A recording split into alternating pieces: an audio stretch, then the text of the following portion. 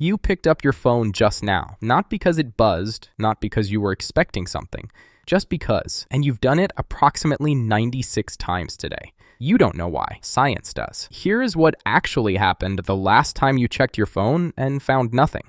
Your brain released a tiny amount of dopamine the moment you reached for it. Not when you found something interesting, not when someone texted you, the moment you reached for it. Before you even looked at the screen, your brain had already rewarded you for checking, and now it wants to do it again. To understand why, you need to understand one of the oldest systems in your brain. It is called the dopamine reward system, and it has been running inside humans for millions of years. Here is how it works. When your ancient ancestors found food, their brains released dopamine. When they found water, dopamine. When they found safety, dopamine. But here is the part that changes everything. The dopamine did not release when they found the thing. It released when they were looking for it. The searching itself was the reward. The possibility of finding something was enough to make the brain feel good. Your brain does not care what you are searching for. It just loves to search. And your phone is the best search machine ever invented. Every time you pick it up, your brain thinks you might find something. A message, a notification, something funny, something surprising, something new. It does not matter that you checked 2 minutes ago and found nothing. The brain does not learn from empty searches the way you think it does. It just tries again and again and again. In 2011, researchers at the University of Illinois studied how often people checked their phones. The average was 34 times per day. By 2023, that number had climbed to 96. Not because people became weaker or lazier or more addicted, because the phones got better at triggering the exact system that was already there. Every app on your phone was designed by a team of engineers whose only job was to make your dopamine system check in more often. They studied the same neuroscience you are learning right now, and they used it. There's a specific mechanism that makes this worse than almost any other habit humans have ever developed. It is called a variable reward schedule, and it is the same thing that makes slot machines the most profitable machines ever built. Here is how it works. If every time you pulled a lever you got $1, you would pull it a few times and stop. Predictable rewards are boring to the brain.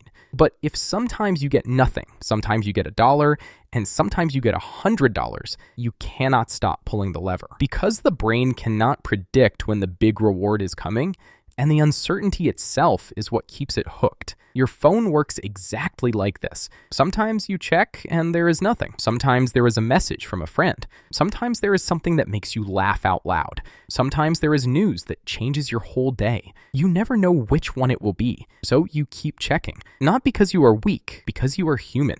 And your brain was never built to resist a variable reward. No brain was. In 2017, a former president of Facebook named Sean Parker gave an interview that most people never heard about. He said that when they were building Facebook, the question they asked themselves was this: how do we consume as much of your time and attention as possible? He said the answer was to give people a little dopamine hit every once in a while because someone liked or commented on a photo or a post. And that would get you to contribute more content, which would get you more validation, which would give you more dopamine. He called it a social validation feedback loop. And he said they knew exactly what they were doing when they built it. He said, God only knows what it is doing to our children's brains. He said this, a co-founder of Facebook, about Facebook. But here is what makes this genuinely strange. The phone checking is not the problem. The phone checking is a symptom of something much older. Your brain was built for a world where missing information could get you killed. If you were a human 50,000 years ago and you stopped paying attention to what was happening around you, something ate you. The brain that survived was the brain that never stopped scanning, never stopped checking, never stopped looking for new information, even when there was nothing new to find. That brain is your brain. It just has nothing to scan for anymore, except a 5-inch screen in your pocket. The anxiety you feel when your phone is not nearby is not a modern problem. It is a 50,000-year-old survival system with nowhere useful to point itself. There is a study that demonstrates this more clearly than almost anything else in psychology. In 2014, researchers at the University of Virginia asked participants to sit alone in a room for 15 minutes with nothing to do.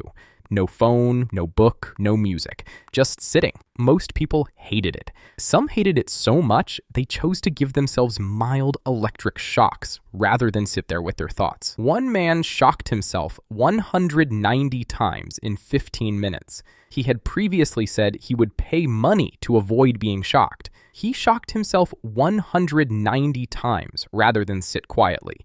That is what the brain does when you take away its ability to search for new information. It does not rest. It panics. And then it hurts itself. Your phone is not making you weak. It is giving your brain the one thing it cannot survive without, something to look for. The average person spends 4 hours and 20 minutes on their phone every day. That is more time than they spend eating, exercising, and talking to the people they love combined.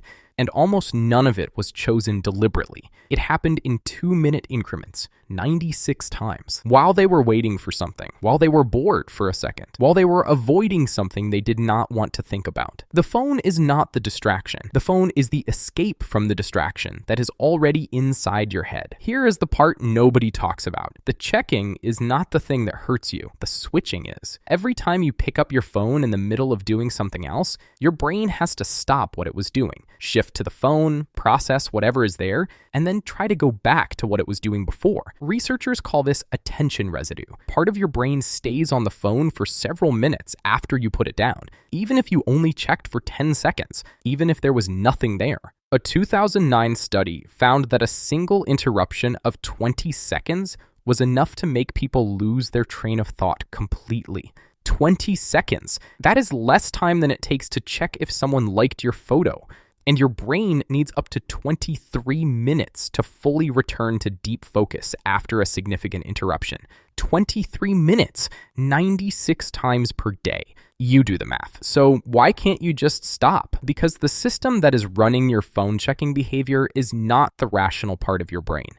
It is the part that kept your ancestors alive. And that part does not respond to logic. You cannot think your way out of it. You cannot decide to be less dopamine driven. What you can do is change the environment so the trigger is not there. Researchers who study this consistently find the same thing. The most effective way to reduce phone checking is not willpower. It is distance. People who put their phone in a different room while working perform significantly better on cognitive tasks than people who put their phone face down on their desk. Not because they were more disciplined, because the brain cannot crave something it cannot see. Out of sight does not mean out of mind, but it helps. There is one more thing worth knowing.